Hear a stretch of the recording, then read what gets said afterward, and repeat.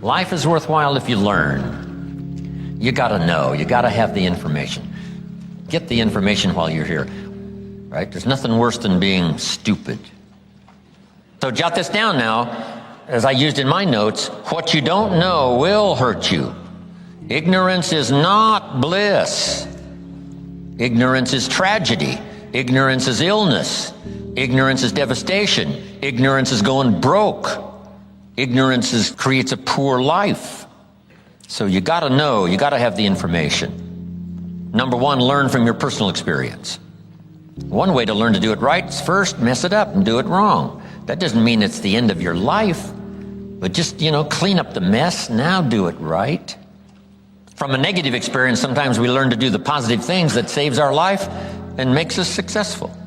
They say, if you survive your first heart attack, you may now live to be a very old person. Why is that? That first heart attack was a wake-up call. And then maybe the doctor said, another one of these and you're history. And you say, wow. And you make it for the health food store.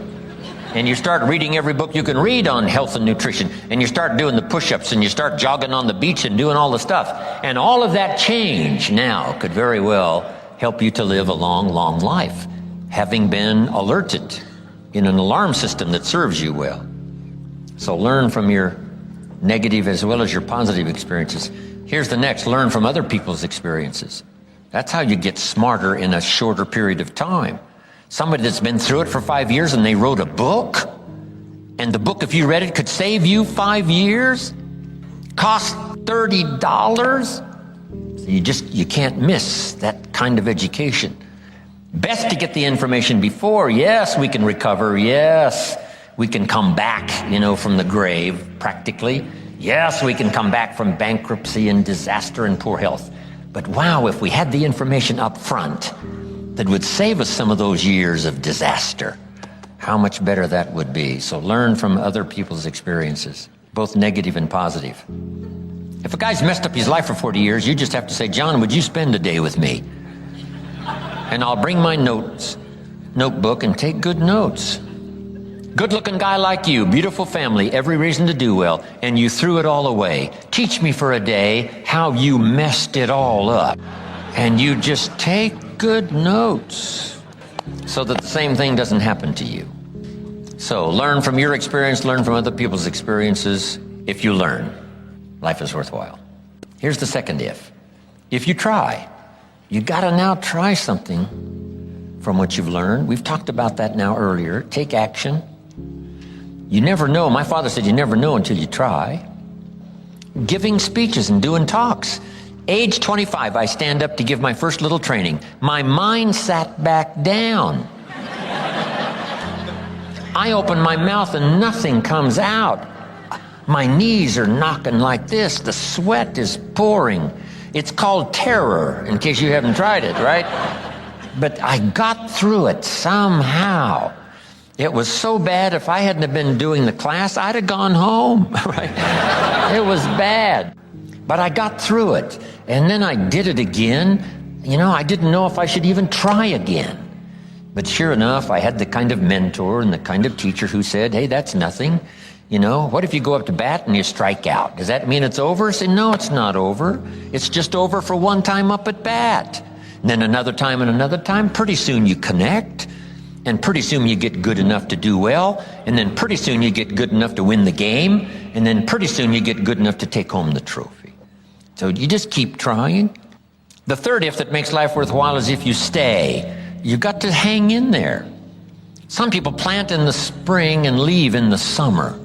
When it gets a little hot and a little uncomfortable, and it looks like the weeds are winning, and it looks like the bugs are having a feast, and you have a tendency to say, hey, I've had it with this. But the key is, if you want the harvest in the fall at harvest time, you've got to stay through the summer. Even if the harvest doesn't turn out to be good, you just see it through. And then use that experience to do better planting in the spring come the next turnaround of seasons. So stay in there. If you're going to play the game, you got to stay until it's over. What if the team was, you were on the team and you guys were behind and you said, hey, we're so far behind, we're out of here. And you all walked off the court, right? We would run you out of town, probably. We wouldn't own you as the home team. Say, I'm behind, so I'm out of here. No, you stay until what? It's over. We're not talking about a lifetime now. We're just talking about this game. If you're in it, stay till it's over. If you sign up for the game, you don't have to go to every game. But the one you sign up, you stay. Right? You don't have to do everything every time, but when you start it, see it through. See the seasons through. Then you don't have to plant anymore if you don't want to. But when you do sign up, go. Go the distance. Life is worthwhile if you stay. Hang in there. Next, life is worthwhile if you care. And for my little talk for the service clubs, here's how I wound it up. If you care at all, you'll get some results. If you care enough, you can get extraordinary results. If you just care at all, you'll get some. But if you really cultivate your caring character and care enough, you can have such extraordinary returns from productivity, activity, things you're doing underway. Have something good to say. Here's the next one. Now we must learn to say it well. Once you've got something, now you can't mumble, right? It's got to be clear, or no matter how good the message is that you've got to deliver, how good the instructions, how good the ideas, no matter how good they are, if you don't deliver them well, now the power is lost and the opportunity is lost. So number one is to have something good to say, and number two is to say it well. Here's what will help you to say it well. Make this list. Number one, sincerity. If a message is delivered with sincerity, see, that makes all the difference. If the speaker is sincere, if the father is sincere, if the mother is sincere, see, that's captivating for the children. If the friend is sincere, even covering a delicate subject for us of some changes we probably should make, if they're sincere, see, we will give them room. Perhaps to get on our case if we know they're sincere, not just trying to criticize for criticizing's sake. If your sincerity, I'm telling you, that wins the day. Here's what can really be accomplished. Hopefully, like this weekend here, someone sincerely willing to speak and someone sincerely willing to listen. Now, in terms of lecture, book, seminar, and all the rest, we must come to this conclusion, because it's a wise conclusion, that sincerity is not a test of truth.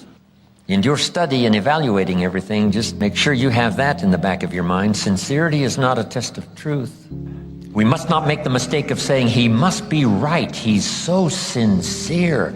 See, that might be a mistake. Why is that? Here's why. It's possible to be sincerely wrong. So sincerity is not a test of truth. Here's the only test of truth. Truth is the only test of truth, not sincerity. We hope someone will be both truthful and sincere, but we don't mistake sincerity for truth. Here's next. Repetition. To get better at something, you just have to go do it. Go do it. Accept every opportunity to go make a little talk if that's going to be your business. Get better at talking to your kids. Come up with more illustrations. Come up with more ideas. Read an extra book. How to communicate with teenagers. So you'll have something a little better to say. And then just practice it. Get good at it. Get better at it. Right? I was clumsy when I started. Now the words flow a little easier. I still struggle with the language, trying to make it clear, but it's easier now. Repetition has helped me to do that. Here's what's next. In good communication, saying it well, brevity. Right? Don't take too long to say it if you can say it in shorter sentences and shorter time. One way to learn brevity is to talk to kids. You talk to kids for 30 seconds and they say, how long is this gonna take? It's already too long, right? 30 seconds. I mean, they got games to play and things to do. They can't hang around for, an hour's discourse. So talk to kids. It helps you to make it more brief. The storyteller tells us Jesus wandered around the countryside in putting his 12 together. And as he wandered around the countryside, every once in a while he would say, you follow me. See, that's short. Why could he be so brief and so short with that simple appeal? Jot this down now. Probably for who he was, not just for what he said, but for who he was. There was something about him when he said, "You follow me." See, probably his reputation, probably his manner, probably with how he said it, irresistible. So here's what's powerful, and you can talk less and even be more effective in this personal development area. The stronger you become and the wiser you become, the more caring you become, it shows in your language and your manner. The texture of your communication changes and reaches where it couldn't reach before. It strikes the heart where it didn't strike before. That's the key here. Next, style. Now you've got to develop your own style. You can be a student of style. There's about a dozen people that I know over the years that if you knew those dozen, you'd say, hey, you know, a little bit of each of them appears in Jim Rohn's style, which is probably true. Not copying any one person, but I like the way the person said it this way. I like the person's gestures, because I used to be a little too stiff without, gestures. So make this note, it's not just what you say, it's how you say it. Style, sincerity, the way you present it, heart, soul, from deep inside, commitment, dedication, wrapped up in your language so that now when you present it, hey, it becomes incredibly effective. Next is vocabulary. The better your vocabulary, the better you can share ideas that are meaningful, find words now to use that you couldn't use before. If you were very limited in your ability to comprehend because you had such a small vocabulary, that no matter what someone said, it would still be confusing. No matter what they said, it still might not make sense. They said it clear, but you couldn't see it. And sometimes that's because the vocabulary is so limited that it doesn't have the ability to register the scene on the screen of your consciousness. What if you could only see the world through this little tiny hole? You would be inclined to say, the world is like this. And all of us would say, no, the world is like this. This person would say, no, it's like this. How come they keep insisting the world is like this? Because that's all they can see. They're limited in the scope of their ability to widen their perception about life and what's going on and what's happening simply because they don't have the vocabulary to understand. So they started working on vocabulary, and immediately behavior started to change. Being able to see, being able to comprehend. Oh, now I see. Oh, now I understand the reason why. And as your education increases, that should be one of the major purposes for education, is to help you see things you couldn't see before. Comprehend what you couldn't comprehend before. See a future you couldn't see before. See beyond tomorrow you couldn't see before. See, that's a gift. Vocabulary. So keep working on your vocabulary. Now here's another reason. Only with our present vocabulary can we express what's going on in our head, what's going on in our heart. You can't express beyond your present vocabulary. What if it's very limited? Then your ability to express what you think, express how you feel, is limited. So by a very restricted vocabulary, if you can't understand very well, and if you can't express very well, then your world becomes very, very small. So jot this down. Make one of the books, very important book, and that is the dictionary. A word you don't understand, come to a word you don't understand, you look it up. Say, what is this word? Words are like lights. Now make this note now, especially the English language. There's nothing richer than the English language because there's so many ways to say it in English. In some languages, there's only one way to say it. In English, there's another way to say it, and another way to say it, and another way to say it. When I travel to all these countries and have to have translators, it gets to be difficult sometimes. Expressing something that makes sense in English, because we have several ways to say it, but in their language, there's only a couple of ways to say it. So the translator has a tough job. So you have to learn how to present, how to do the stuff. But the gift of language is so powerful, it's worth the exercise. It's worth the effort. Vocabulary, brevity, style, repetition, sincerity, saying it well. Here's another one on saying it well. Don't fail to say it. You need the practice. Practice everywhere. If you're going to give someone a gift and send a little card, practice making this little card something they'll keep and remember for the rest of their lives. Not ordinary, extraordinary. Not like everyone else, different than everyone else.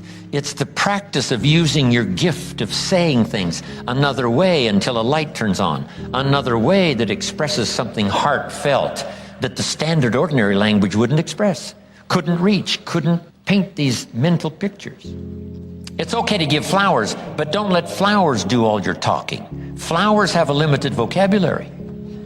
Guess what flowers say? You remembered. That's about all they say. Flowers don't say, nobody in this world affects me like you do. Love. See, flowers talk, but they don't say that. That you got to put in the little card. Nobody in this world affects me like you do. Love. And then you sign it. And see, long after the flowers are gone, somebody's going to keep the words. The words are more powerful than the flowers. So don't let flowers do all your talking. See if you can't choose the words that are meaningful, words that are unique. And the more you do this, practicing every little occasion to say something well, whether it's a little talk to the family gathering, or whether it's training, or whether it's inspiring, or a little class on Sunday morning, whatever it is, keep improving, find a new way to say it, a new illustration, a new story. You'll get better. The gift will belong to you, and the effect could be electrifying. Don't fail to say it. Here's an expression we've heard. Words are no substitute for action. That's true. Let me give you another one. Action is no substitute for words. It's okay to do, but you've also got to say. Express it, as clumsy as it might be to start. Start a better program of better communication, saying it better. Here's the next one now that's really challenging, but it really works, and that is read your audience. Whether it's an audience of a child or an audience of a training class, or whether you're a minister and you preach, here's what you've got to do. Say something well, but then read the effect you're having. If you're talking to a child, should you really pour it on, or should you hesitate? Should you save this for another time or do it now? Some of that you've got to pick up by reading the child. Read what's happening to your audience of 1 or 1,000. This is a challenge, but it'll help you in framing better the words you need to say and the style you need to use. Now, in reading, there's 3 things. Jot these down. 3 things in reading your audience. First, you read what you see. Salespeople soon learn. If the customer's got his arms folded and his chin tucked down and he's frowning, this one ain't gonna be easy. Right? This one's gonna take all my skill to get his arms unfolded, make him a little more comfortable, get that frown off of his face. What can I do? I got to reach in my bag for some good stuff, right? To see if I can't sort of change the situation. And what causes us now to do those amendments in our presentation? It's reading someone's body language, right? What's happening? Here's the next one. You've got to read what you hear. If it's a two-way conversation, you've got to listen as well as talk. Mama said 2 ears, 1 mouth. Listen twice as much as you talk, at least, maybe more. Listen so that you can now know how to proceed, especially if you're talking to a child. You listen so that you know how to proceed, and by listening, you pick that up. Here's the next one. You got to pick up the emotional signals, how you feel, whether you're coming on too strong, whether you should be stronger or easier this time. That's an art in reading. First, what you see. Second, what you hear. Third, read how you feel. Now, this is where women really have it made, being able to feel, sense. And they pick it up. Men can learn better on how to pick up these emotional signals, but women seem to have it. Because there's no use going on and on. If the signal should have told you, wow, this is not the time, this is too strong. Picking up not only what you see and what you hear, but what you feel. Now, here's the last one. To achieve good communication, something good to say, saying it well, reading your audience. Here's the last one. Intensity. Intensity is the emotional part of communication. Communication is both words and emotion. Here's what's really powerful. Words loaded with emotion. See, that's what's unbelievably powerful. It can move nations. It can help people change directions. It can establish an ideology. for good or for bad. Look at Hitler and his ability to preach. Look at Stalin and his ability to preach. Lenin, as wrong as they were, they believed it with all of their heart. Disastrous results, but they put everything they had into it. The emotional content was unbelievable. Powerful. Yes, in an evil direction, but it can also be used for a good direction. This intensity, strength, power, emotion. Now here's the craft. And conversation is a craft. Don't get lazy in learning this craft, because it'll serve you so well at home, it'll serve you so well in the marketplace, it'll serve you so well in your career and making your fortune. This craft of communication. Here's the combination. Well-chosen words mixed with measured emotion. Not only do the words have to be well-chosen, the emotion has to be well-measured. Meaning, not too much power for a minor point. The actor on the stage or in the movies, in giving a performance, has to learn this craft of the right amount of emotion with the dialogue and the words that are to be spoken. It can be so powerful if it's measured well. See, if you had a powerful point and a little bit of emotion, that wouldn't make sense. Nobody would get it. Nobody would say, well, for such a powerful point, it's not a very strong emotion. So then you can't come on too strong with some minor point.